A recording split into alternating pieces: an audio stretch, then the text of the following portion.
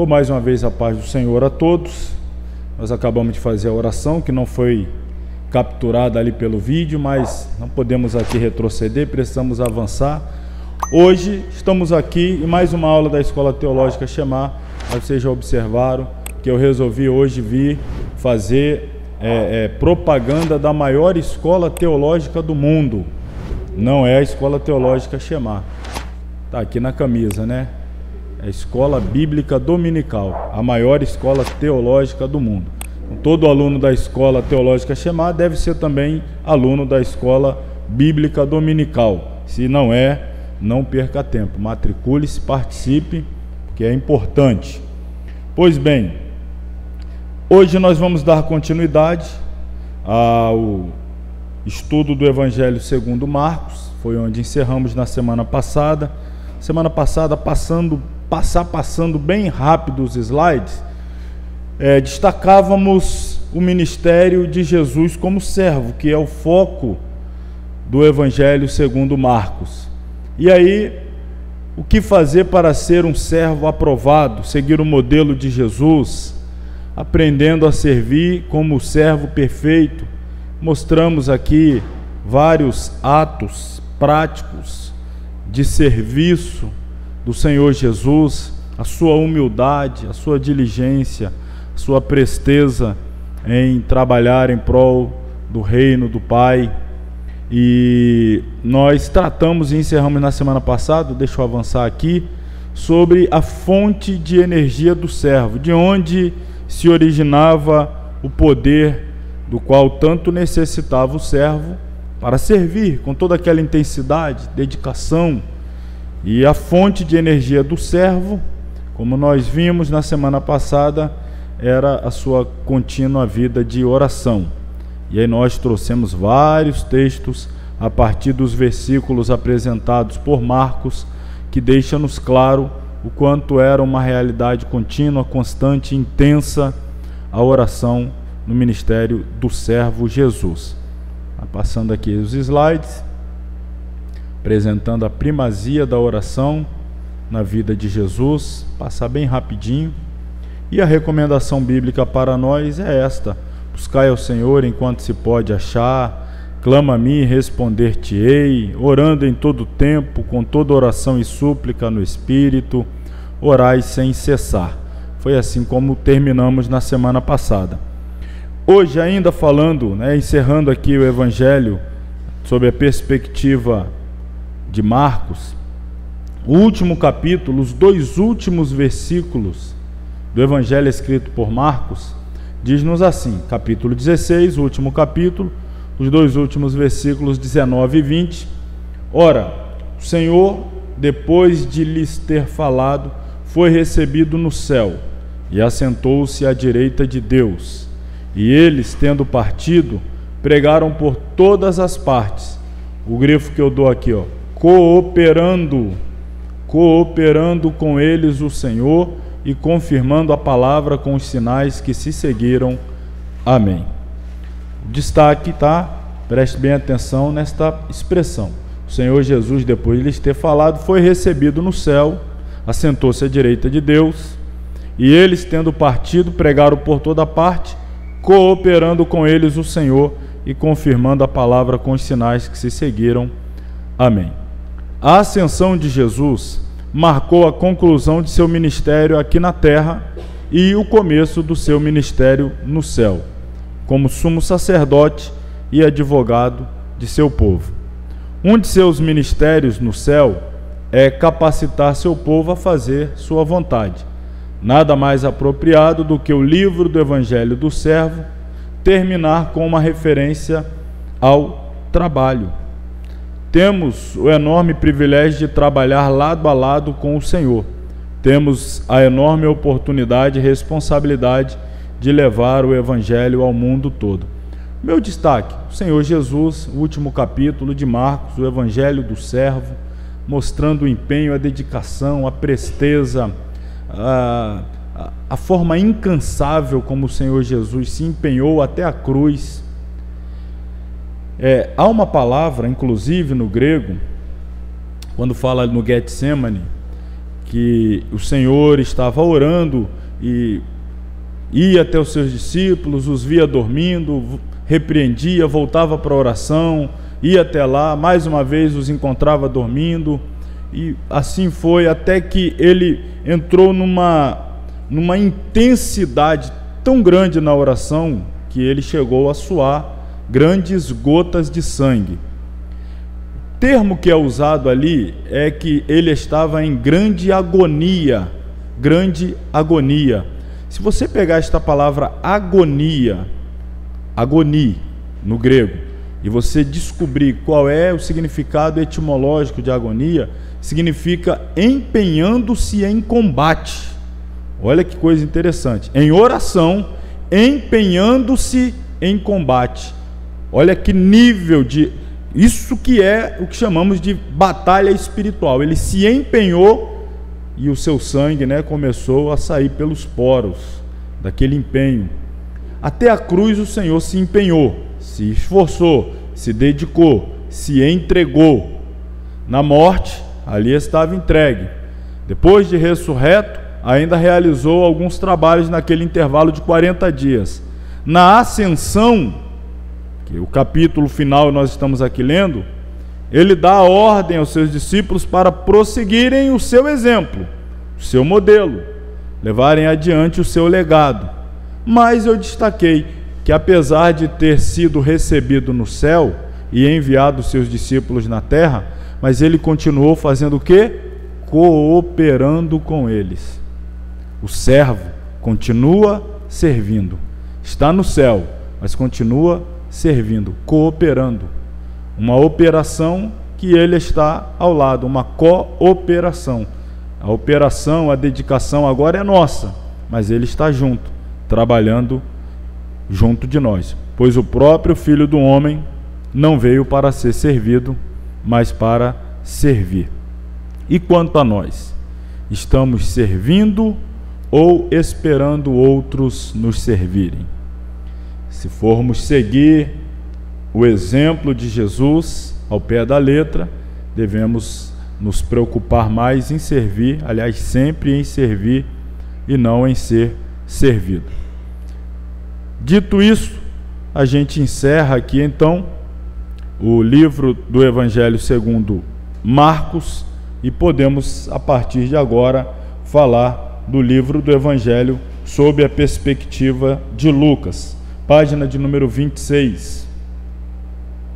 Como temos feito, vou ler aqui alguns pontos destacáveis, deixando para os irmãos aí a leitura da parte da completude do registro de Lucas, para que a gente possa deslanchar aqui nos slides. Autor, Lucas, quem era? Um companheiro do apóstolo Paulo. Os escritores cristãos dos primeiros séculos nos dizem que Lucas escreveu o livro do Evangelho que leva o seu nome e que substancialmente era o mesmo que ele e Paulo pregaram entre os gregos e que foi produzido e publicado entre o povo grego. O nome Lucas é grego e significa aquele que traz a luz. Lucas também é conhecido como o médico amado.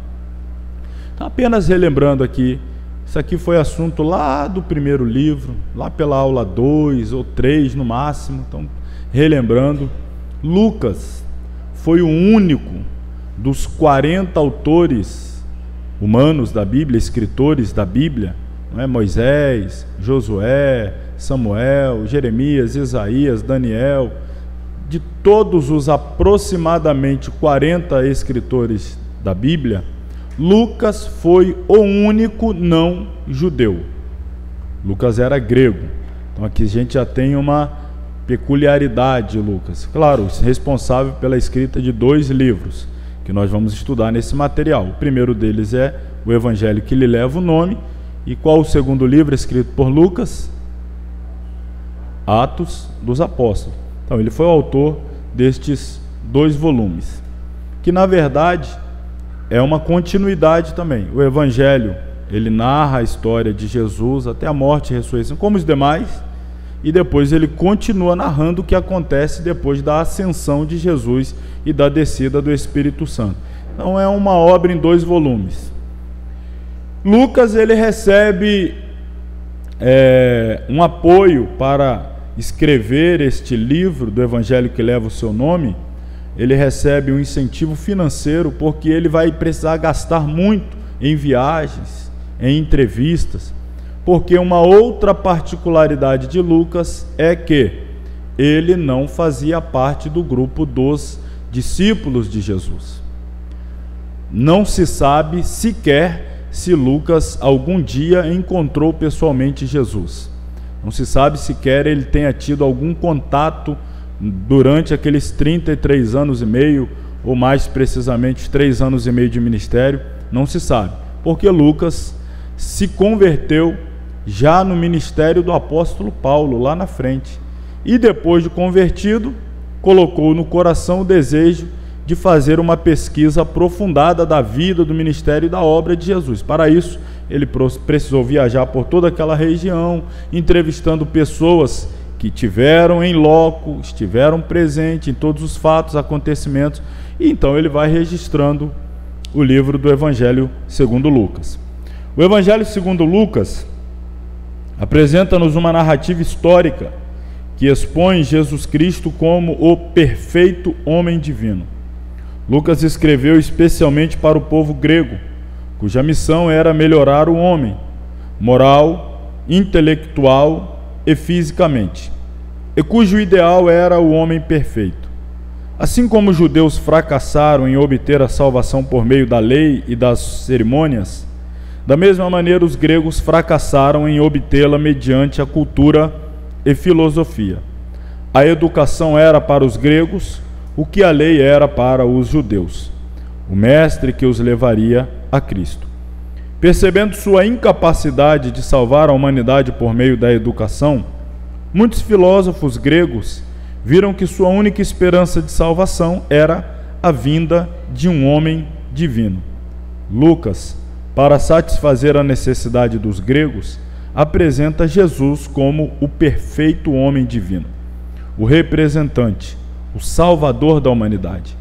Esta é uma característica distinta do livro de Lucas, a universalidade da mensagem cristã.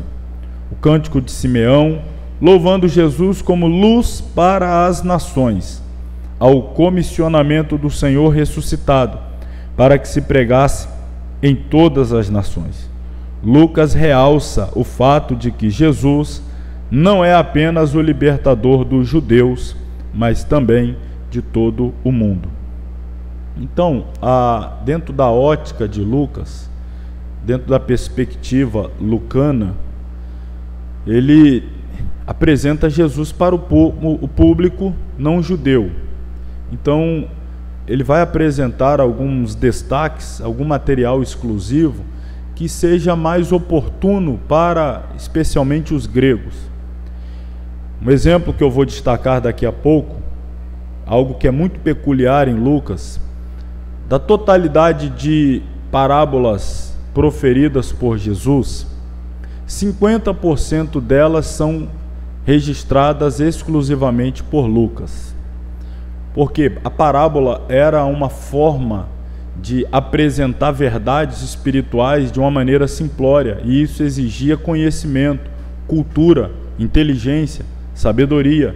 E desta forma Lucas deixava claro ao seu público-alvo que Jesus era de fato um homem muito sábio, tinha uma intelectualidade muito grande, mas tinha capacidade extraordinária também de trazer ao público mais simples essas verdades muito grandiosas de uma forma que o camponês entendia, o agricultor entendia, que o lavrador, entendia, que o pescador entendia, embora não fossem coisas simples, embora fossem coisas profundas, mas ele tinha capacidade de transformar em coisas para que o mais simples homem pudesse compreender. Então Lucas faz questão de apresentar essa habilidade retórica de Jesus, essa habilidade com as palavras, essa sabedoria elevada, mas aplicada ao homem mais simples também. Para quem foi escrito? Já disse aqui algumas vezes, mas reforço. O Evangelho segundo Lucas é dirigido aos gregos em particular. O Dr. Gregory afirma ser ele ideal para os gregos, por vários motivos. Primeiro, pelas qualificações do autor. Acredita-se que Lucas foi um grego de grande instrução, como indica o seu estilo e o fato de ser ele médico. Segundo, pelo arranjo da obra. É este registro do Evangelho a história mais metódica das palavras e das obras de Jesus. A leitura cuidadosa revela passagens escritas por um pensador a um povo filosófico e dado à meditação. Em terceiro, pelo estilo. O livro do Evangelho escrito por Lucas exerce peculiar atração por sua eloquência poética. Note os cânticos produzidos no primeiro capítulo. Por todo o livro encontramos os discursos de Jesus, em contraste direto com o livro de Marcos, que acentuou as obras de Jesus em lugar de suas doutrinas. E em quarto lugar, pelas omissões. Partes distintamente judaicas foram omitidas. Pouco ou nada se diz acerca das profecias do Antigo Testamento, porque não era interessante ao público-alvo de Lucas as questões da cultura judaica. O povo estava mais preso, interessado em outras partes. O versículo-chave em Lucas, capítulo 19, versículo 10. Porque o Filho do Homem, veio buscar e salvar o que se havia perdido. O esboço, temos aí a introdução, o advento do Filho do Homem, capítulo 1, versículo 5 até o 2:52. Nós temos aí as partes, o anúncio para Zacarias, o anúncio para Maria, o nascimento de João, o nascimento de Jesus, a apresentação de Jesus, a infância de Jesus. Segundo, o ministério itinerante do Filho do Homem, a preparação, capítulo 3, o ministério da Galileia, o capítulo 4, o ministério na Judéia, capítulo 9, 51, ministério na Pérea, capítulo 13. Obrigado. Vou fazer aqui um parênteses. Minha esposa trouxe um ventilador aqui para mim. Ela de longe lá viu meu suor. Talvez quem está vendo o vídeo aí viu também. Muito obrigado, né? Vale a pena aqui esse agradecimento público. Deus abençoe. Acho que agora eu vou parar de suar um pouco. Que bom. Obrigado. Bom, Filho do Homem. Terceiro ponto é em Jerusalém. 5 subdivisões: a chegada na cidade, o debate com os líderes, o ensino para os apóstolos. Quarto lugar, o sofrimento com um criminoso e finalmente a morte na cruz. E, por último, a última divisão do livro, a vitória do Filho do Homem.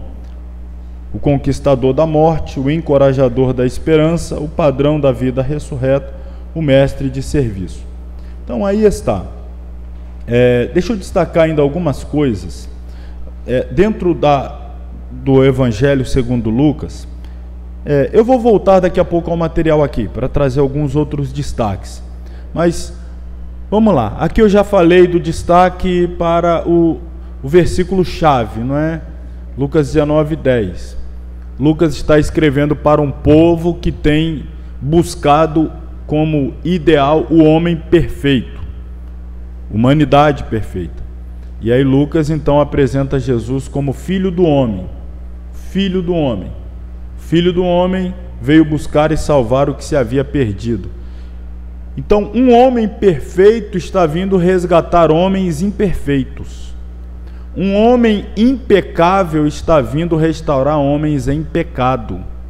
Um homem que, tal qual o primeiro Adão foi criado, o primeiro Adão foi criado sem pecado, não estou falando que Jesus foi criado, mas foi gerado, não criado, gerado sem pecado, mas o primeiro Adão criado sem pecado cedeu à tentação e pecou. Jesus foi gerado sem pecado, não cedeu à tentação, não pecou e veio restaurar aqueles que falharam, veio buscar. Então, é essa a dimensão da revelação que Lucas nos traz. A visão de Lucas, Jesus Cristo, o Filho do Homem. Palavras gregas aí, Isu Christos Neios tu antropu. Antropu, palavra grega para homem. Lucas então está sempre enfatizando a humanidade de Jesus. João, nós perceberemos, dará mais destaque à divindade. Lucas dará mais destaque à humanidade. Distinções do livro de Lucas. Primeira distinção, ou seja, em que ele difere dos demais. Trata-se do livro dos melhores registros do Evangelho de Jesus. Melhores registros, como assim? Estou me referindo agora à meticulosidade. Lembremos, Lucas é um médico. Ele tem muito cuidado com detalhes. Ele se preocupa com pontos que outros não se preocuparam tanto. Ele é mais detalhista. Então a gente tem algumas informações em Lucas que outros não se preocuparam tanto em trazer. Mas o Lucas, como ele está escrevendo a um povo que tem muito fascínio pela boa leitura, pela boa literatura, então ele está se esforçando para escrever um conteúdo da melhor forma possível do ponto de vista literário. 2. Lucas detalha fatos pertinentes a promessas e nascimento de João Batista e Jesus. Não encontramos também nenhum outro registro do Evangelho o que Lucas traz. Profecias acerca do nascimento de João Batista, do nascimento de Jesus, o aparecimento do anjo Gabriel ali a Zacarias, o aparecimento do anjo Gabriel a Maria, o anjo que anuncia o próprio José as questões relativas à perseguição que seria impetrada por Herodes, que desejava tirar a vida de Jesus. Aliás, essa parte até tem em Mateus também, mas a questão da visão de Zacarias e também detalhamentos do nascimento de Jesus dado pelo anjo Gabriel a Maria são exclusivos de Lucas. Uma outra exclusividade de Lucas, do nascimento de Jesus até o seu início do ministério, lá no batismo, o único que vai trazer alguma revelação nesse intervalo é Lucas, que fala de Jesus com 12 anos ali diante dos sacerdotes, dos escribas, etc. Então Lucas traz detalhes. Terceiro, o livro registra o nome dos pais de João Batista, o único que fala que João Batista era filho de Zacarias e Isabel. Por que da importância? Sabemos que João vinha de uma linhagem sacerdotal, Zacarias era sacerdote, Isabel era da descendência, por exemplo, da casa de Arão, sumo sacerdote. Um pesquisador como era Lucas descobriu isso e julgou que não poderia deixar passar, tinha que registrar. Outros não acharam ser importante. Então esses detalhes, mais uma vez, só Lucas traz. Percebe? A gente já está aqui falando do terceiro registro do Evangelho. Percebe que se nós tivéssemos apenas um registro do Evangelho, quanta informação ficaria para trás? Que um traz, o outro não traz, o outro acha importante, o outro nem tanto. Um lança luz sobre uma particularidade, outro sobre outro. E agora a gente percebe que eles se completam. Não se contradizem em momento nenhum, mas se completam. Então nós somos bem-aventurados em possuirmos 4 registros do Evangelho do Senhor Jesus. Eu disse aqui sobre as parábolas, não é? Parábolas, do grego paraboles ou paravolis, que significa o quê? Significa, eu quero voltar ao material antes de dar esse destaque. Aqui lá na visão panorâmica do Evangelho segundo Lucas,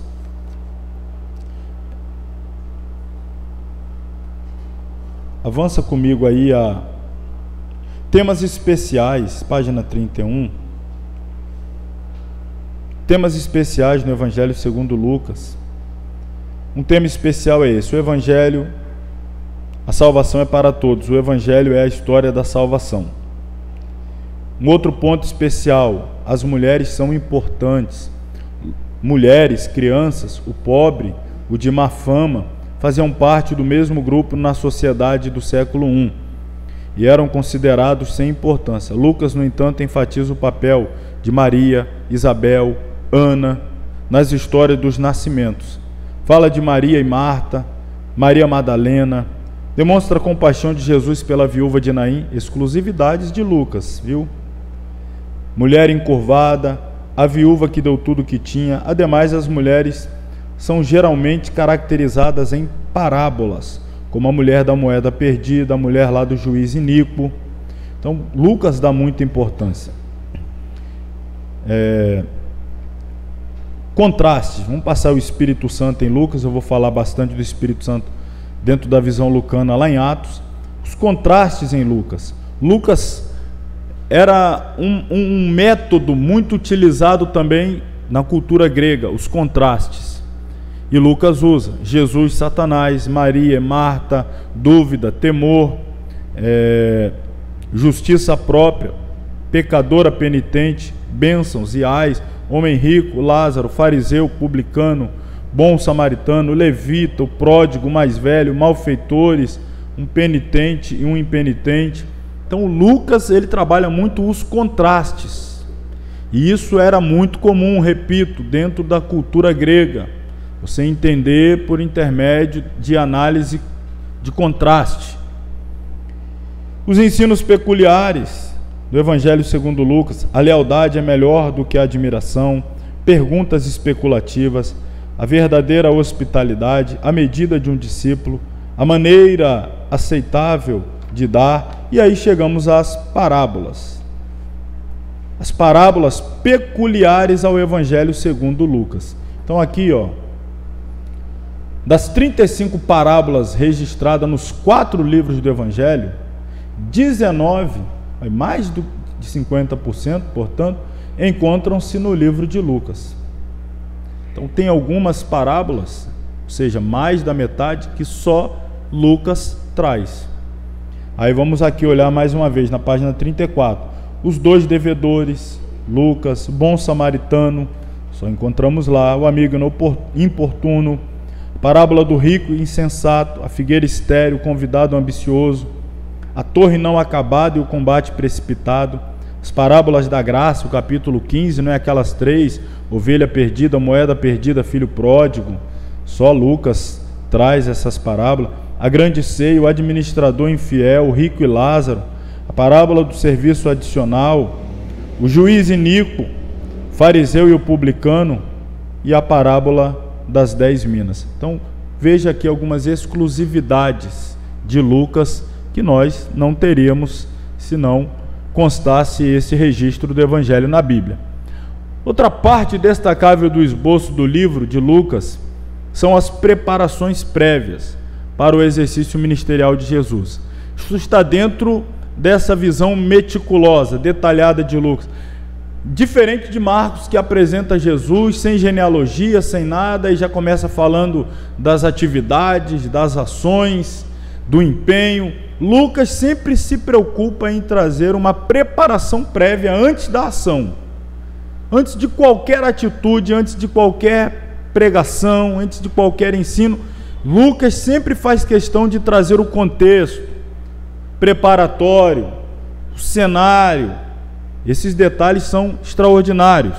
Vamos ver aqui 4 passos destacáveis. Primeiro, a manifestação do ministério de João Batista. Quem era João Batista? O grito pró-Jesus. João Batista era quem? A trombeta de Deus anunciando a manifestação de Jesus em Israel. Lucas dá muita ênfase ao ministério de João Batista, que é um ministério de preparação, apresentação, aplanamento de caminho. E João Batista, dentro da visão do registro do Evangelho de Lucas, João Batista tem uma importância muito grande, uma relevância destacável. Então está aí o precursor. Me deu trabalho tirar essa foto aí do João Batista, hein? Segundo passo, o batismo de Jesus nas águas do Rio Jordão, nas proximidades do antigo território da tribo de Judá. O batismo. Terceiro, a revelação da árvore genealógica de Jesus. E detalhe, a genealogia de Jesus, traçada por Lucas, vai até onde? Vocês se lembram? Até Adão. Até Adão. Imagina o trabalho para refazer uma árvore genealógica até Adão. E Lucas, ele traz a genealogia de Jesus até Adão. Porque, olha então como tinha importância. E por que disso? Ele está pregando ou enviando o Evangelho, seu registro do Evangelho, a pessoas que estão em busca do homem perfeito. Então precisa ficar claro que Jesus era homem, filho do homem. Tem lá a sua genealogia em Adão, Adão, Sete, e vai, até chegar Jesus. Quarto passo, Lucas faz questão de destacar também que antes do início do ministério de Jesus, houve uma experiência espiritual prática de Jesus diante do diabo no deserto. A tentação no deserto. Vamos voltar aí agora ao primeiro passo. Deixa eu falar um pouquinho mais sobre o precursor, porque Lucas, ele gasta bastante tinta, papel, para falar sobre João Batista, o profeta João Batista. Aquele que 400 anos após o profeta Malaquias, volta a dar voz à palavra de Deus dentro do cenário da nação. Ioannes Baptistes é o nome, Ioannes Baptistes, ou Yohanan. A palavra Baptista não é um sobrenome. Hoje tem pessoas que têm como sobrenome Batista. Tem até muita gente com nome, né? João Batista. E tem outros que não é João, mas é Batista. Pedro Batista, Paulo Batista, Carlos Batista, José Batista. Se tornou um sobrenome, né? Não sei de que maneira, mas o termo Batista significa aquele que batiza. E nem todo aquele que tem o nome de Batista batiza, né? É o batizador. João Batista também não era, o Batista não era sobrenome, era o ofício que o distinguia, era a atividade que o caracterizava. Então era mais João o Batista do que João Batista. Mas depois, com o passar do tempo, ficou João Batista. Mas é João o Batista, o batizador, aquele que batiza. Então vamos ver um pouco da biografia do batizador. Existiu, capítulo 1, versículo 5, no tempo de Herodes Magno, Herodes o Grande, rei da Judéia, um sacerdote chamado Zacarias, da ordem, isto é, da turma de Abias, e cuja mulher era uma das filhas de Arão. Unicamente Lucas traz essa informação, da ordem sacerdotal a qual João Batista fazia parte, a sua mãe, qual era a sua origem, ou seja, uma mulher descendente do sumo sacerdote Arão. O nome dela era Isabel. O sacerdote Abias, ilustre antigo sacerdote ancestral de Zacarias, pai de João Batista. No passado veterotestamentário, o Velho Testamentário, Abias chefiou a 8ª das 24 turmas em que Davi subdividiu os sacerdotes. Quando Davi foi proibido por Deus de fazer o templo, mas Davi fez todo o possível para organizar o que o seu filho Salomão precisaria quando edificasse o templo. Em todos os aspectos, financeiro, Davi foi a muitas guerras em busca de arrecadar com os despojos da batalha o ouro, a prata, o recurso suficiente para a construção do templo. As guerras de Davi, muitas delas, eram com o objetivo de trazer recurso para que o seu filho pudesse utilizá-lo na construção do templo. Então, pensa bem, Davi foi proibido de fazer o templo, mas ainda assim ia em busca de recursos. Organizou a liturgia, preparou a planta, ele confeccionou, e organizou a ordem litúrgica. Haviam muitos sacerdotes, precisava de uma organização. Quem é que vai cuidar do altar do holocausto? Quem é que vai cuidar do altar do incenso? Quem é que vai cuidar da mesa dos pães? Quem é que vai acender o candelabro? Quem é que vai cuidar da troca da água, da pia, do lavatório, etc. O sumo sacerdócio não, isso era mais óbvio. Apenas uma pessoa teria acesso uma vez ao ano ao Santo dos Santos. Mas sacerdotes que poderiam acessar o lugar santo eram muitos. E aí então foi feito um turno, uma ordem de turnos, não é? 24 grupos, cada um por sua vez. E isso continuou se multiplicando com o passar do tempo, a ponto de, quando chegou na época aqui de Jesus, os sacerdotes tinham que ser lançados sortes para saber qual cairia e teria a oportunidade de servir no templo. Isso, aquele que servia no templo, era uma única vez na vida. Quando foi lançado sorte e saiu Zacarias, quantos anos ele já tinha? Quase 300, né? Nem tanto também, calma aí, quase 100. Já era um ancião. E foi essa vez que ele saiu por sorte para constar entre aqueles que teriam direito a acessar o templo e acender o altar do incenso, né? Oferecer ali a sua intercessão. E ali ao lado daquele altar o anjo aparece a ele e faz a ele então a revelação de que ele seria pai de João Batista. O anjo Gabriel ali aparece. Então João Batista, mais uma vez, Lucas é o único dos 4 evangelistas que nos traz essas informações. Então, tanto Isabel quanto João Batista, ambos procediam da tribo de Levi e da casa de Arão. João Batista, portanto, era levita da casa de Arão.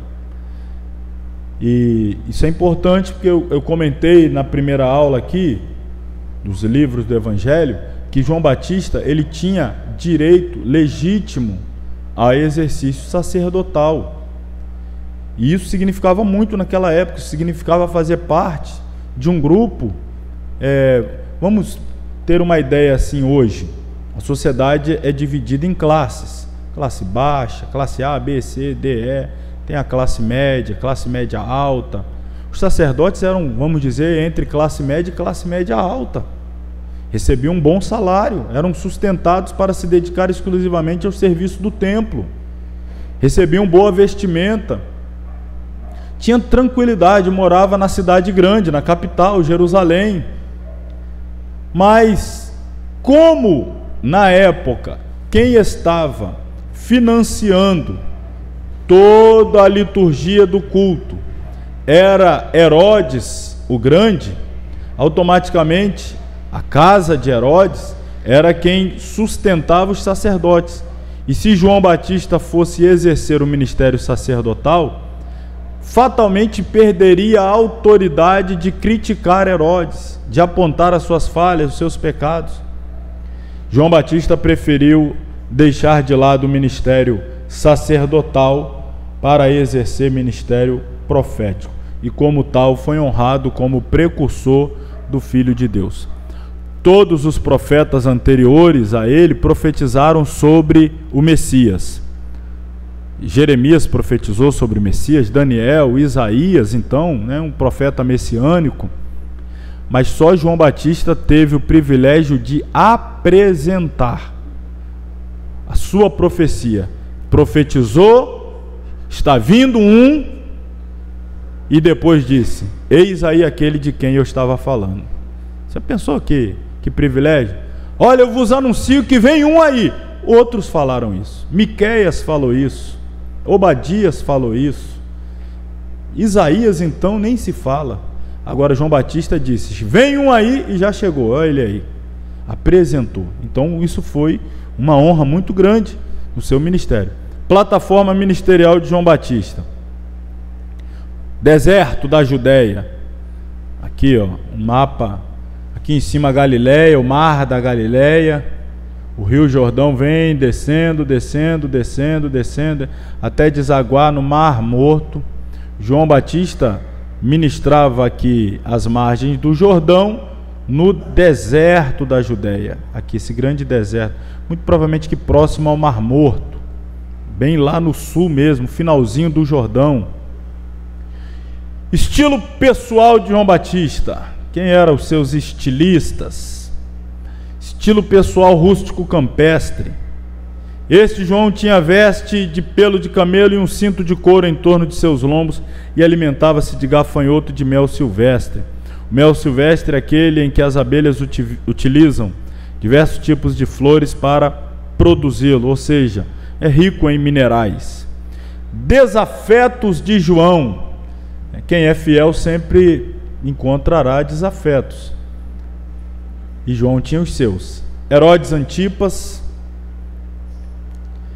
Herodias, só nome bonito, né? O estilo da mensagem de João Batista, mensagem acusatória. Acusou o pecado de Herodes Antipas contra o casamento de Herodes Filipe com Herodias. Você vê que o nome Herodes, eu já falei outras vezes, era um nome muito comum, era um título. A gente tem Herodes o Grande, Herodes Magno, aí depois vem Herodes Antipa, aí depois vem Herodes Agripa. Não é a mesma pessoa, são outras. Você vê que Jesus, ele foge do Herodes o Grande, e depois é avisado, olha, Herodes morreu, ele volta. Aí daqui a pouco tem outro Herodes, já é o Antipas. Depois tem o Agripa II. Um dos Herodes, inclusive, foi responsável por mandar matar a Tiago, prendeu Pedro, Pedro foi solto. Um outro Herodes, já o quarto dessa dinastia, ouviu Paulo pregando na prisão, já lá no final de Atos, 20 e pouco de Atos ali, não me recordo exatamente. Então, tomar cuidado aí, quando fala Herodes, tem vários Herodes. João está acusando o segundo dessa linhagem, um dos filhos de Herodes o Grande, que tinha, além de Herodes Antipa, tinha também um outro filho chamado Herodes Filipe. O Herodes Filipe se casou com Herodias, era parente também, se casou. E depois o Herodes Antipas usurpou para ele a esposa do seu irmão Herodes Filipe. Então, a Herodias, e aí o que João Batista fez? Porquanto mesmo Herodes, o Herodes Antipas, mandara prender a João Batista e encerrá-lo manietado no cárcere, ou seja, o sistema prisional lá daquela época do Oriente, preso com algemas ou nos pés ou nas mãos. Por quê? Por causa de Herodias, mulher de Filipe, mulher do irmão dele, esposa de Herodes Filipe, seu irmão, porquanto tinha casado com ela. E qual foi a acusação, a mensagem, a profecia acusatória que João fez? Pois João dizia a Herodes: não te é lícito, isto é, não é permitido por lei, possuir a mulher de teu irmão, a não ser que ele estivesse morto. Aí, seguindo a lei do levirato, poderia tomar a mulher do irmão para dar nome, descendência. Nesse caso não, aqui era um adultério mesmo que estava acontecendo, e João Batista denunciou. E aí, por isso, a Herodias incitou ele a prender o João Batista.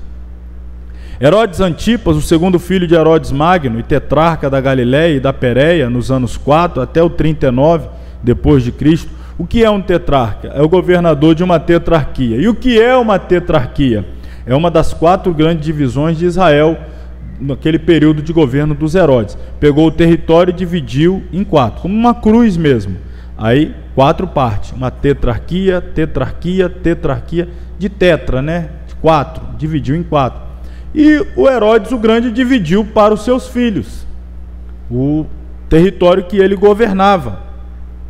Aqui uns, Herodes Filipe, ele governava aqui a tetrarquia da Itureia, bem lá no norte da nação. Bom, seguindo aí, Herodias, isto é, a amante de Herodes Antipas, o espiava, procurava um meio que lhe possibilitasse vingar-se de João Batista. A ira toda de Herodias era ter sido denunciada em seu pecado. O próprio Herodes Antipas, ele tinha medo, um certo temor, um certo respeito, um certo receio de tocar em João, de mandar matá-lo. Talvez em parte por reconhecê-lo como um homem de Deus, em parte por temer também ali um levante do povo que reconhecia em João Batista um homem de Deus. Mas Herodias não, ela ficou completamente indignada por ter feito parte de uma mensagem profética que colocava o caráter dela, a moral dela, no chão, na lama, não é? Fica trocando de marido, já é um absurdo. Ainda os maridos é irmão, uma hora está com o irmão, com o outro irmão, e aí ela ficou possessa com isso. E aí o que ela queria? Queria matá-lo, mas não podia. Por quê? Ela não tinha força política, ela não tinha autoridade para mandar matar João Batista. Quem tinha era o atual marido dela, que roubou do marido anterior, que era irmão dele. A confusão é essa aí mesmo, irmão. É essa confusão mesmo. E o João Batista ali no meio, profetizando, reto, o que é certo. E aí, o que acontece? Você acha que a confusão já estava aqui grande? Aumenta ainda. Herodes temia João, isto é, respeitava a autoridade divina sobre João, sabendo que era varão justo e santo e guardava-o com segurança. Ou seja, havia o risco de João Batista ser assassinado na prisão, né, de Herodias lá pagar um prisioneiro para matá-lo lá na prisão. E o Herodes Antipas tinha medo, embora o mantinha preso, mas mantinham preso em um lugar ali meio seguro, e de vez em quando ia lá para ouvi-lo. Fazia muitas coisas, isto é, atendia desejo de João, atendendo e de boa vontade ouvir. O camarada profetizou contra ele, ele mandou prender, de vez em quando ele ia lá, tomava umas pancadas, voltava, ia lá, tomava, mas reconhecia que era homem de Deus. Mas esse imbróglio termina justamente quando Herodias usa sua filha para seduzir o seu marido. Olha aí como é que a coisa que já estava ruim ficou pior. Usou a filha para seduzir o marido, para conseguir fazer o marido matar o profeta. Você conhece a história, né? Não precisamos entrar mais nesse detalhe aqui. Mensagem de João Batista era o seguinte: o machado está posto à raiz das árvores. O que é o machado? Um instrumento com que os carrascos, em alguns reinos orientais, decepavam, decapitavam o condenado. Machado é símbolo de juízo. E João está dizendo: já está posto o machado à raiz das árvores, isto é, eis que o juízo de Deus manifesta-se sobre o povo de Israel para lhes cortar nas raízes da vida. Toda árvore, ou seja, cada hebreu que não dá bom fruto é cortada e lançada onde? Isso aí, quem tem acompanhado aqui, né, nossa sequência de estudo que começamos às terças, estamos falando disso aí. Aquele que é cortado e lançado no fogo, ou seja, derrubado e jogado no fogo eterno, condenação eterna.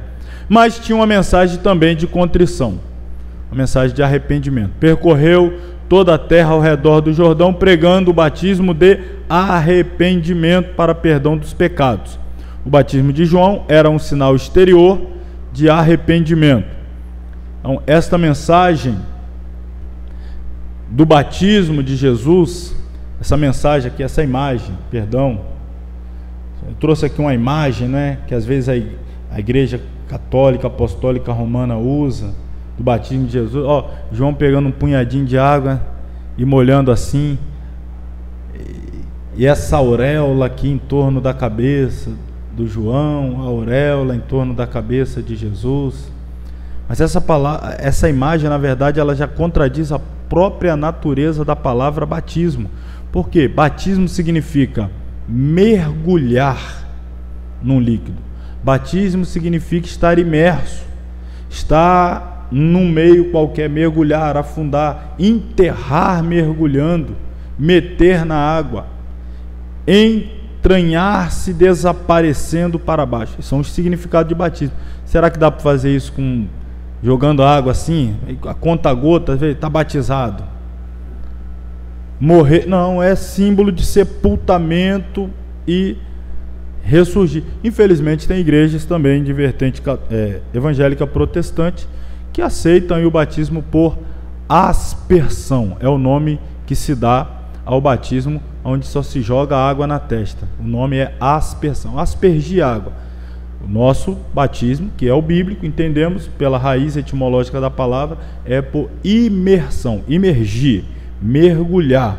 Tem que afundar a pessoa nas águas e depois trazê-lo de volta. Mensagem ainda de João Batista: santificação.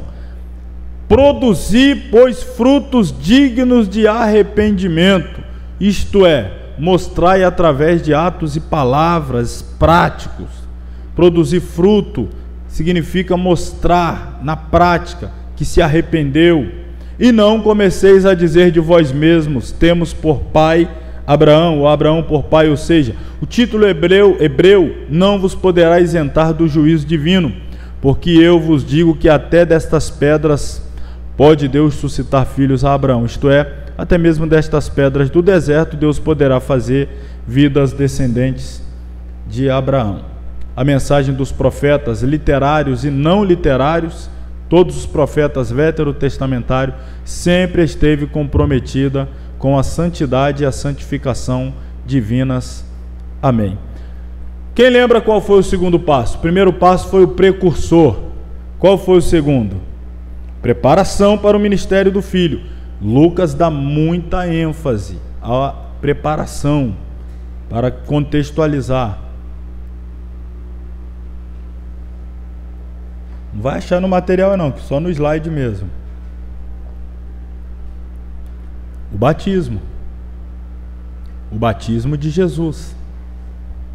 O batismo de Jesus e os passos prévios do homem que Deus usa. Vou falar do batismo e depois a gente vai aí ao intervalo. Estamos aqui dando ênfase ao batismo. Lucas, ele vai apresentar da seguinte maneira: sendo Jesus batizado, e aí eu coloco aqui, na verdade ele omite ali Jesus, sendo ele batizado, falando de Jesus, ele está estabelecendo um modelo, um padrão de homem perfeito. Mas o padrão do homem perfeito é um homem sem pecado, claro. Nós já nascemos em pecado. Então, para começarmos pelo menos a caminhar em direção a uma perfeição que só alcançaremos no final da trajetória aqui na Terra, depois do arrebatamento, quando o corruptível se revestir de incorruptibilidade, o mortal de imortalidade, o pecado se erradicado e nós recebemos corpos glorificados. Mas a gente foi matriculado nessa escola do aperfeiçoamento, podemos chamar aqui de santificação. Primeiro passo para se transformar em um homem, uma mulher, um ser humano perfeito, primeiro passo é qual? Novo nascimento. Foi justamente o que João não quis fazer com Jesus. O Senhor não precisa dar esse passo. O Senhor não precisa nascer de novo. Sou eu que tenho que ir a ti, e vens tu a mim? E Jesus diz, deixa por agora. Estamos estabelecendo aqui um modelo, um padrão. Estou dando o exemplo. Estou aqui criando o paradigma a ser copiado. O primeiro deles é o novo nascimento. Estando Jesus a orar, passo 2, uma vida de oração. O céu se abriu. Terceiro passo, céu aberto como consequência da oração do servo. Versículo 22. O Espírito Santo desceu sobre ele, sobre Jesus, em forma corpórea como pomba. Quarto passo, uma vida purificada, guiada, dirigida pelo Espírito Santo. Nasceu de novo, novo nascimento vai nos dar direito à comunhão com Deus. Essa comunhão se estabelece através da vida de oração, essa comunhão se perpetua através da vida de oração. Passo 3, depois do novo nascimento, oração, céu aberto. É o céu que estava fechado, porque os nossos pecados fazem divisão entre nós e o nosso Deus. Mas já que você nasceu de novo e agora vive uma vida de oração, o céu se abre. Para quem tem céu aberto, o Espírito sobre ele vem, para mantê-lo em uma vida purificada, dirigida, guiada pelo Espírito Santo. Quinto passo, e ouviu-se uma voz do céu que dizia, tu és o meu filho amado, em ti me comprazo.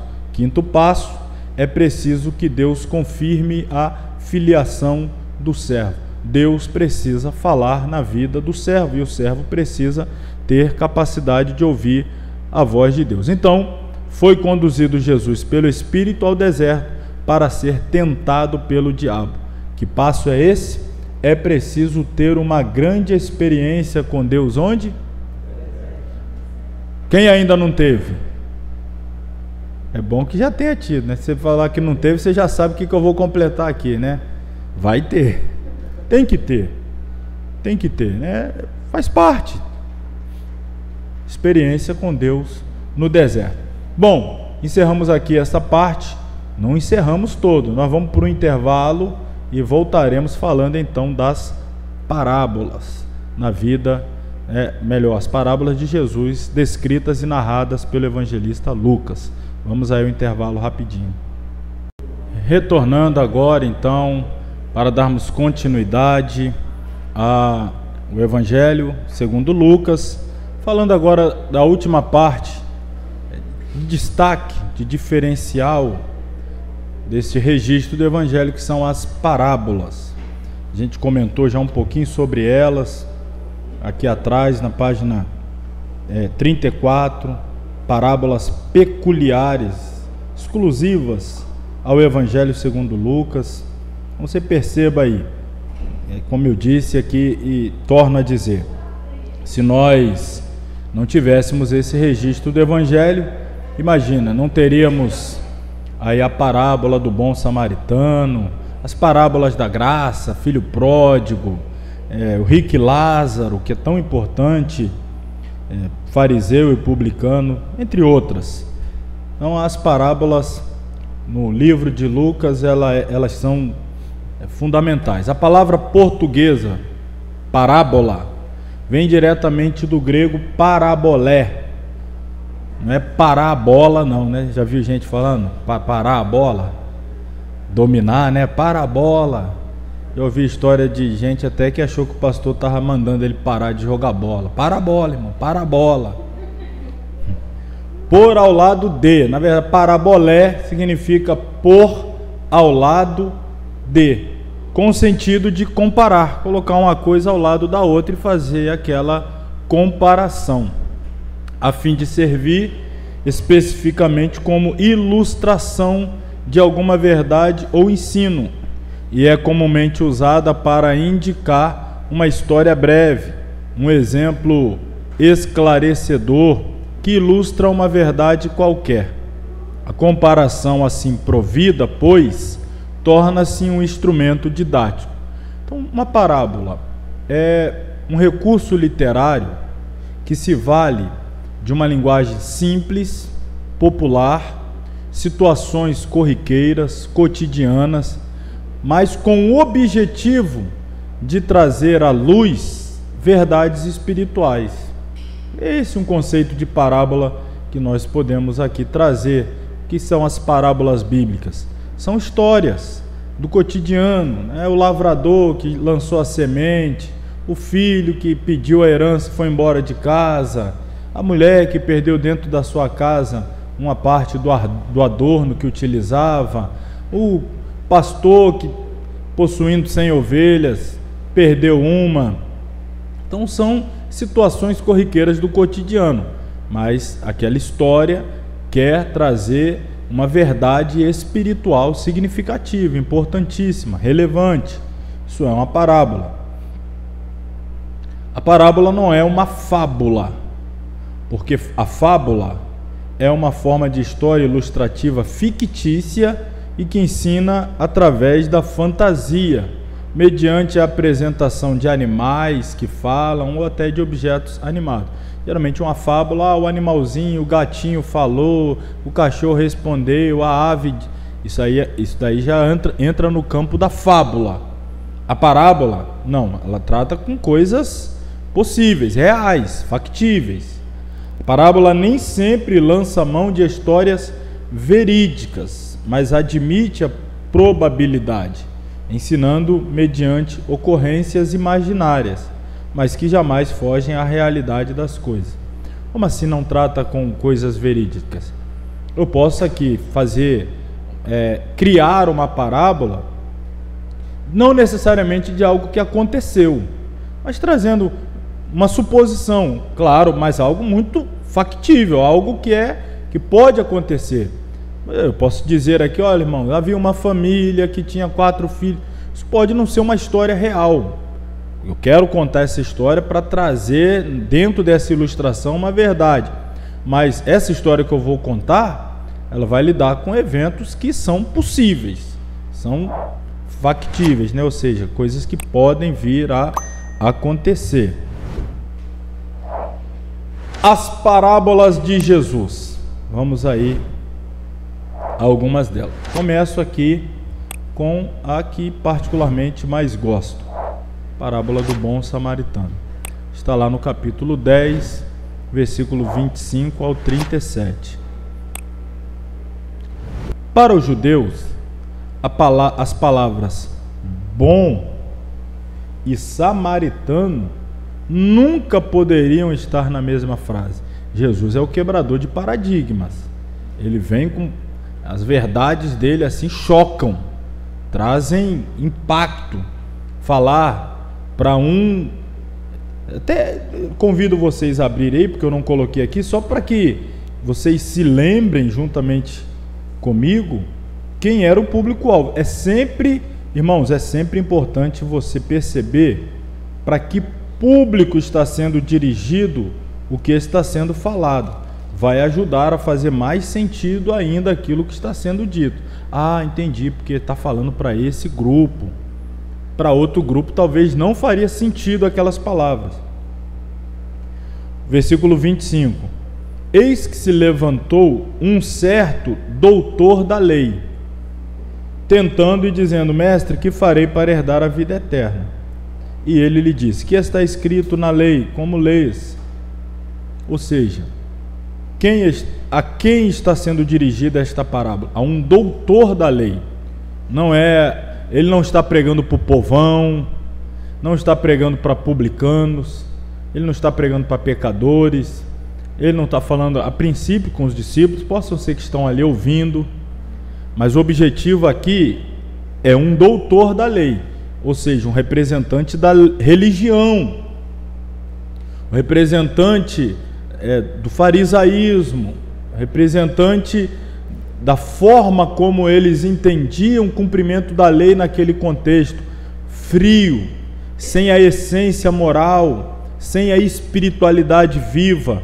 Então o doutor da lei, ele vai até Jesus com uma pergunta capciosa, segundo as intenções, querendo pegar Jesus em contradição. E Jesus retorna a pergunta ao doutor da lei: como é que está escrito na lei? Como leis? E o doutor da lei então diz: amarás o Senhor teu Deus de todo o teu coração, toda a tua alma, todas as tuas forças, todo o teu entendimento, e ao teu próximo como a ti mesmo. E Jesus disse a ele: respondeste bem, faça isso e você viverá. Ou seja, a sua religião, ela é ótima com palavras, mas ela precisa ter prática. Você sabe o que fazer, é isso mesmo. Mas só saber não vai resolver o seu problema. Ponha em prática e você terá direito à vida eterna. E aí o doutor da lei então pergunta: mas quem é o meu próximo? Aí Jesus vai contar a parábola. Descia um certo homem de Jerusalém para Jericó, caiu na mão dos salteadores. E aí depois vai passar ali um certo sacerdote, vai passar um certo levita e o samaritano. Então vamos lá. Bom e samaritano nunca poderiam estar na mesma frase. Logo, as primeiras reações de um judeu ao ouvir uma parábola dessas seria de descrença. Jesus usou dessa ironia justamente para mostrar a seu questionador, o doutor da lei, que cumprir a lei sem agir com amor para com o seu próximo é uma devoção sem valor. Através dessa parábola, Jesus fez com que a simples menção da palavra samaritano se tornasse sinônimo da pessoa que age com misericórdia gratuita pela outra. Você vê como é que as palavras nos lábios de Jesus, elas mudam completamente o seu sentido. A palavra samaritano, que a vida toda foi sinônimo de um povo misturado, um povo mesclado, um povo que perdeu a sua identidade cultural, religiosa. Mas quando Jesus traz uma parábola e apresenta o samaritano como alguém que tem compaixão, eu tenho certeza que você já passou em alguma igreja que está lá, Assembleia de Deus Ministério Bom Samaritano, projeto social, o Bom Samaritano, casa de recuperação, o Bom Samaritano. Hoje falar Bom Samaritano é sinônimo de quê? De bondade, de compaixão, de misericórdia, porque passou pelos lábios de Jesus, mudou completamente o sentido. Jesus deu outra conotação, mas isso sob um impacto muito forte aos ouvidos daquele que ouviu. Por quê? Porque para os judeus o herói era o fariseu, o herói era o doutor da lei, o herói era o levita. Mas na parábola de Jesus, estes agiram tão mal, e o herói se tornou quem? O samaritano. O samaritano. E o ato que desqualificou o levita, o ato que desqualificou o sacerdote, era o fato de conhecer a lei e não praticá-la. E o ato que qualificou o samaritano era que, a despeito de ser um profundo conhecedor da lei, não era, mas transbordava de amor e compaixão. E aí, essa que é a questão. O que é mais importante? Saber ou fazer? Tem gente que sabe muito e não faz nada. Tem gente que sabe pouco, mas faz tudo o que sabe. E aí? Aí é o X da questão. Vão soltar o pino da granada aqui, né? Dá um glória aí, toque em você e vê se você está vivo ainda depois dessa palavra, se você foi arrebatado. Faz assim, toca aí assim, ó. Né? Vocês estão. Seguindo, Jesus fala a parábola do amigo inoportuno. Só tem aqui em Lucas. O juiz iníquo. Qual o objetivo dessas duas parábolas? Uma está no capítulo 11, né? Está pertinho aqui. O amigo inoportuno, e o juiz iníquo está lá no capítulo 18. Qual é o objetivo dessas duas palavras, dessas duas parábolas? Ensinar sobre o quê? Qual é a verdade espiritual que está sendo ensinada aqui? Insistência na oração. Insistência na oração. Só lembrando aqui do amigo importuno, está aí no capítulo 11, versículo 5, disse-lhe também: qual de vós terá um amigo, e se for procurá-lo à meia-noite, ele disser: amigo, empresta-me 3 pães, pois que um amigo meu chegou à minha casa vindo de caminho, e não tenho o que lhe apresentar. Se ele, respondendo de dentro, disser: não me importunes, já está a porta fechada, meus filhos estão comigo na cama, não posso levantar-me para tu dar. Digo-vos que, ainda que se não levante a dar-lhes por ser seu amigo, levantar-se-á todavia por causa da sua importunação, e lhe dará tudo o que houver necessário. Jesus está ensinando: olha, chegou um amigo, você está lá na sua casa, aí de repente, do nada, 11h30 da noite, chega um amigo seu, um parente de viagem, aí chega lá: opa, que surpresa, você aqui. Aí ele já chega: rapaz, estou com a fome, estou vindo de longe de viagem. Aí você abre a sua despensa, não tem nada. Aí você vai correr lá no seu amigo, meia-noite: fulano, me socorre. Rapaz, isso é hora de você estar perturbando. Não, pelo amor de Deus. Ele tem duas opções: ou ele abre aquela porta e te socorre, ou você vai ficar até 6 da manhã nessa ladainha, ele de dentro dizendo que não vai vir, e você de fora dizendo que não vai embora. Aí ele fala: rapaz, amanhã eu pego esse camarada, mas eu vou dar isso aqui para ele, ele vai embora, depois eu, mais tranquilo, depois que eu dormir, descansar, eu pego ele e acerto ele. Mais ou menos assim, falando em termo muito prático assim. O que Jesus está dizendo? Que Deus, o nosso Pai, Ele não é alguém que vai agir assim por impulso, porque está cansado, fastiado de ser importunado. Mas o que Ele está dizendo é que, se alguém que é mau é capaz de atender o pedido de alguém por ter sido insistente, quanto mais o nosso Deus, que é bom, não vai ter o seu coração quebrantado, amolecido por alguém que tem sido insistente na oração. Então, em ambas, a conotação é sobre a persistência na oração. Deus não é um juiz iníquo, né? Lembrando o juiz iníquo, a mulher que vai lá pedir que faça justiça, e o juiz: não, eu não temo nem a Deus nem aos homens, mas ela vai lá de novo, vai lá, e ele mesmo diz: eu não temo nem a Deus nem aos homens, Mas embora eu não tema a Deus, mas pelo amor de Deus, que eu nem temo a Deus, mas pelo amor de Deus, essa mulher, eu vou resolver o problema dela porque eu não aguento mais. Aí Jesus diz assim, olha, imagina um homem mau, perverso, mas não aguenta com a pessoa que é insistente. Deus, com seu coração amolecido, muito mais. Então Deus não é um juiz iníquo, nem um vizinho sem consideração.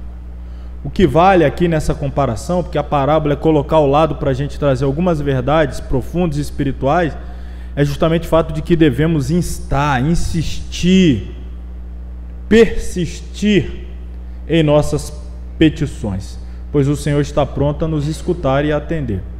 Se tanto um juiz desonesto quanto um vizinho no seu sono são capazes de atenderem a quem insiste com eles, tanto mais Deus, que é amor. Essa parábola, portanto, traz esse incentivo a sermos insistentes na oração.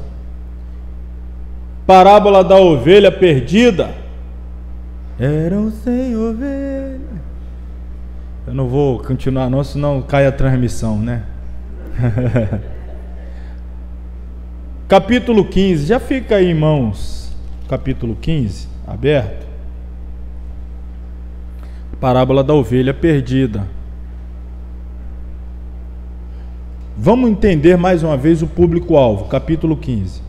Chegaram-se a ele todos os... Quem que está aí? Os publicanos e... Para fazer o quê? Olha que coisa linda. Publicano é pecador mas chegou para ouvir.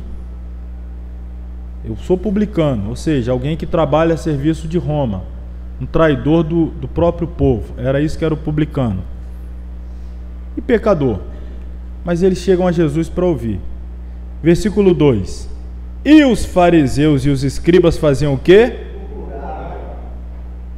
Dizendo: este recebe pecadores e come com eles. Até vi esses dias, né, a gente falando, foi semana passada, eu falei do Spurgeon, dizendo, né, alguém perguntou, Deus usa pecadores? A resposta, se Deus não usar pecador, vai usar quem? Tem outra. A mesma coisa aqui, Jesus come com pecadores. Se ele não comer com pecador, vai comer com quem? Ele ia comer com quem? Todos eram pecadores. Mas o evangelho escrito por Lucas, o Filho do Homem veio fazer o quê? Buscar e salvar. Eu vim salvar pecador e vou comer com santo? Eu vim salvar pecador e vou ficar lá no templo? Eu vim buscar pecador, tem que estar no meio deles. E aí, os pecadores ouviam Jesus, davam atenção, estavam ali para ouvi-lo. E os fariseus iam lá reclamar o fato de que ele recebia pessoas para ouvi-lo, comia, tinha uma interação. Então Jesus vai propor, está o versículo 3, vai propor esta parábola dizendo, aí na verdade são 3 parábolas, mas todas têm o mesmo objetivo. São 2 grupos de pessoas. Temos 2 grupos de pessoas que estão aqui ouvindo. Primeiro grupo, pecadores e publicanos. Segundo grupo, os fariseus e os escribas. Pecadores e publicanos, fariseus e escribas. Aí ele vai contar a parábola da ovelha perdida, da dracma perdida e do filho pródigo. Nas 3 parábolas estão ali inseridos os pecadores e os publicanos, e os fariseus e os escribas. Por exemplo, na da ovelha perdida, ele diz o seguinte: qual homem dentre vós que tem 100 ovelhas, perdeu uma delas, vai deixar as 99 no deserto e vai atrás de qual? Da perdida. Vocês não estão achados? Fariseu, publicano, vocês não estão no templo, não estão bem, conhece a lei? Mas tem gente que não conhece, que não ouviu, não está aqui para me ouvir. Eu tenho que ir atrás deles, eu tenho que buscá-los. Que satisfação eu vou ter de pregar para quem já conhece a palavra? Agora a satisfação de pregar para quem não conhece e ao final ele reconhecer e se entregar. Aí é a alegria de achar a perdida, colocar nos ombros aqui e trazer para junto das outras. O problema é que as outras lá, fariseu e publicano, não queria ver a perdida voltando, não. É a mesma história do filho pródigo. Não queria ver o perdido voltando, não. Então o problema, será que o problema estava só com o perdido ou com aquele que não queria receber o perdido? Para ele estava bom do jeito que estava, eu aqui e o perdido lá. Não sentia alegria pelo perdido que foi achado, mas ficava mais alegre com o perdido para lá ainda. Mas o pastor é diferente, Jesus. O pai aqui de família é diferente. Aí lá vai a mulher, aí chega em qual das, né? Próxima aqui é da mulher, 8. Qual a mulher que tendo 10 dracmas, tem 10, se perder uma, não acende a candeia, varre a casa e busca com diligência até achar? Mas eu ainda tenho 9. Para que eu vou me preocupar, acender luz, varrer a casa, um transtorno, um movimento e tal? Não, mas a outra também tem valor. Eu tenho 9, mas a outra, a 10ª, também tem valor. E o filho pródigo, a gente já conhece melhor a história. Agora, uma prova rápida aqui, oral de matemática. Vamos ver se você é bom na disciplina de porcentagem. O pastor tinha 100 ovelhas, perdeu uma. Isso dá quantos por cento? Vocês são fera em matemática mesmo, hein? 1%. Manda outra, nessa foi fácil. A mulher tinha 10 dracmas, perdeu uma, deu quantos por cento? 10%. Eu posso mandar outra mais difícil? O pai tinha 2 filhos, perdeu um, dá quantos por cento? Começou perdendo quanto? Depois passou para quanto? Depois foi para quanto? Você está percebendo como é que as perdas só aumentam? E se a gente não fizer nada? Se a gente não fizer nada, primeira perda é 1, só 1%. Aí a segunda, perdi 10, não, mas ainda tem 90%. Aí daí a pouco, perdi 50, mas ainda tem a metade. Tem gente que trata assim, né? Agora tem gente, perdi 1%, não, que isso, não posso, não abro mão desse 1%. Não, para mim isso aqui é importante, é relevante, quem não vai atrás do 1 perde 10. Perde 50. Jesus está mostrando isso. É importante acordar, despertar e buscar algo de valor que se perdeu. Não adianta ficar só, mas eu ainda tenho, tá, mas e o que perdeu? E o que perdeu? E o que tinha não tem mais? Eu ainda faço isso e aquilo, mas e o que fazia não faz mais? E o que orava e não ora mais? E o que lia e não lê mais? E o que pregava e não prega mais? Isso tudo aí que se perdeu, vai continuar perdendo. Se não for atrás, vai continuar perdendo. Então, a comparação da ovelha desgarrada usada para indicar qualquer situação em que a pessoa se afasta de seu convívio comum ou objetivo vem dessa parábola. Na época de Jesus, um rebanho de 100 ovelhas era um patrimônio considerável, de forma que não compensava pôr em risco a maior parte do rebanho em razão de apenas uma ovelha. A maioria, rapaz, você vai deixar em risco 99 para sair aí em busca de uma? Mas os pastores mais atenciosos colocavam nomes em suas ovelhas e as conheciam individualmente. Era uma ligação afetiva e não apenas objetivando o lucro. Jesus usa a comparação para demonstrar que Deus se importa muito mais que isso com o pecador, com o filho desgarrado. A dracma segue a mesma linha de raciocínio, não é? Na época de Jesus, a dracma era uma moeda equivalente ao denário romano, cujo valor pagava um dia de trabalho. Uma dracma era correspondente a uma diária, um dia de trabalho. Além do prejuízo financeiro, mulheres recebiam um adorno com 10 dracmas ao se casarem, e a perda de qualquer das moedas era um sinal de grande vergonha, pois o adorno representava a fidelidade, o zelo, o carinho. Casava-se e recebia aquelas 10 dracmas, às vezes num colar que ficava exposto. Era o orgulho da mulher dizer que recebeu aquilo do marido. É uma forma, assim como a aliança, de mostrar que era casada. E de repente perder uma demonstra de alguma maneira também um certo descaso. com seu próprio relacionamento, comunhão e intimidade com o marido. Então, se não tem importância o relacionamento, também não teria importância aquela dracma. A busca da dracma também revela o interesse de manter o relacionamento com o marido no nível elevado. Isso é representativo. E Jesus está tentando mostrar, olha, para os fariseus, para os escribas, como é que anda o nível de relacionamento de vocês com o Pai? Vocês continuam aí fazendo muita coisa, mas vocês já perderam o principal, a essência. A dracma perdida, vocês mantêm 9, atividade, ativismo religioso e tal, mas perderam uma, a essência, a razão pela qual se trabalha. Tem que buscar. Seja pelo valor financeiro ou cultural, se trata de uma parábola sobre a busca do que está perdido, que tem o seu valor no reino de Deus.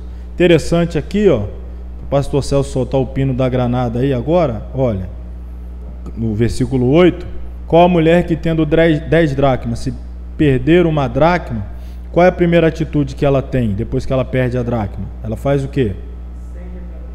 Acende a candeia. Então ela estava habitando num lugar escuro, trevas. A perda da dracma fez com que ela saísse das trevas, acendesse a luz.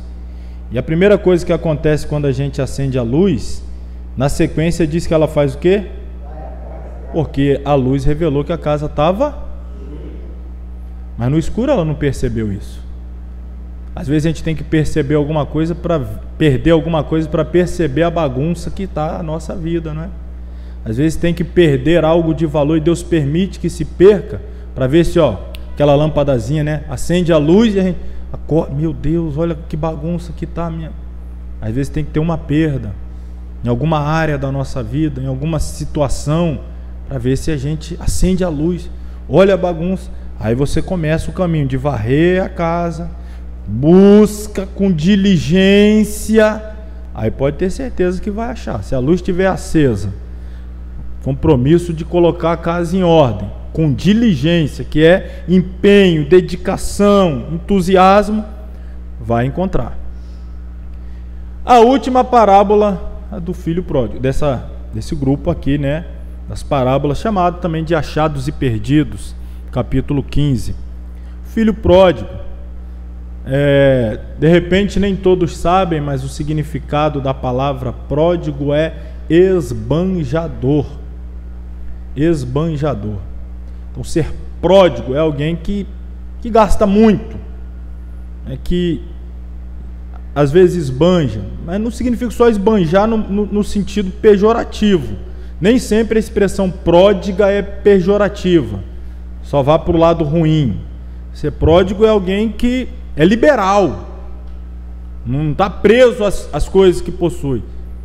Por exemplo, só a título de exemplo, vai aqui uma dica de livro. A gente ouve muito falar do filho pródigo, tem um livro chamado O Deus Pródigo. O Deus Pródigo. Nós servimos um Deus que é pródigo, em perdão, em amor, em graça, em misericórdia. Ou você recebe tudo isso aí conta gota? Ele dá liberalmente, né? Não de forma irresponsável, mas também ele não faz isso de forma comedida. Então, ser pródigo, se você pesquisar aí, é esse sentido. A mais conhecida e emblemática parábola de Jesus aparece apenas em Lucas. É a mais perfeita ilustração da trajetória do crente rebelde que se afasta de Deus. É lançado na lama por suas escolhas e pelo diabo, mas se volta arrependido para o Pai, é recebido de braços abertos. O filho mais velho, que reclama da atitude do pai para com o filho desgarrado, representa quem?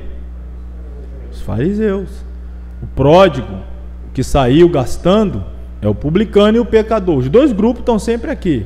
O que ficou em casa é o fariseu, é o próprio doutor da lei aqui, o escriba, que eram atentos à obediência da lei, mas tinham completa vanglória disso, esquecendo-se de que careciam da graça do Pai, além de não saberem efetivamente para quem e para que faziam tudo isso. As últimas parábolas aqui para a gente encerrar, parábola das 10 minas, Lucas 19. Embora com algumas diferenças, esta parábola é semelhante à parábola dos talentos, que aparece em Mateus 25, 14 a 30. Que às vezes a gente chama de parábola dos 10 talentos, né? A mina era uma unidade de peso também usada no meio monetário, correspondia a 100 dracmas. Lembra lá, uma dracma é um dia de trabalho? Uma mina eram 100 dracmas, portanto, praticamente 4 meses de trabalho. O Senhor deu a mesma missão aos seus servos com os mesmos recursos. Deus nos concede sustento, bens e dons espirituais para serem usados no seu serviço. Quando encobrimos nossos dons e deixamos de usar nossos recursos para o crescimento e difusão do reino de Deus, nos igualamos ao servo inútil. O mesmo vale para quando não usamos nossos bens para abençoar a vida de outras pessoas.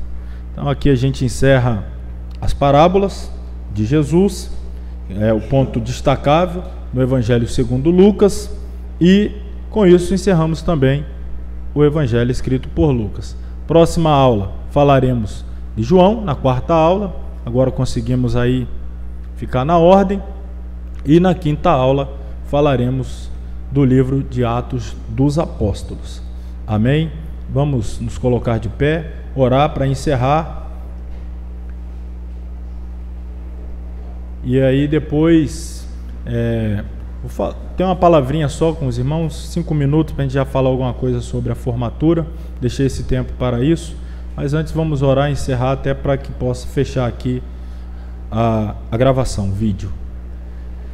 Bendito Deus, eterno Pai, mais uma vez a Ti elevamos a nossa voz em oração, gratos a Ti pela bênção de nos reunir em torno da Tua palavra, aprendendo mais e mais sobre o Evangelho do nosso Senhor e Salvador Jesus Cristo, podendo, ó Pai, entender a realidade da bênção que a vinda de Jesus e a sua vida nos proporcionou, salvando-nos, libertando-nos, livrando-nos das garras do nosso adversário e dando-nos possibilidade de viver uma nova vida para a glória de Deus. Continue abençoando o Teu povo, a Tua igreja. Leva-nos em paz aos nossos lares. Dê-nos um fim de semana abençoado em Tua presença. É a nossa oração a Ti, em nome de Jesus.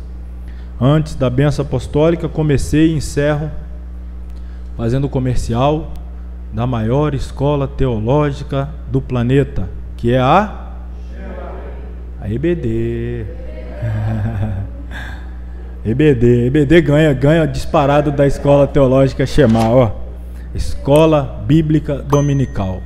Estou fazendo aqui essa campanha para que todos os alunos da escola teológica Shema sejam também alunos assíduos da escola Bíblica Dominical. Essa é sem dúvida a melhor e maior escola teológica, né? Você estuda nessa escola já há quantos anos? Uns 20, 30, olha aí. Então, formatura, como se diz lá, né, vai ser no céu, na glória. Então vamos continuar sendo alunos da EBD. Santo Deus, aliás, a bênção apostólica, já oramos. Que o grande amor de Deus, a graça do Senhor Jesus Cristo e a comunhão do Espírito Santo seja com todos que amam e aguardam a volta de Jesus, e todos digam amém. Amém.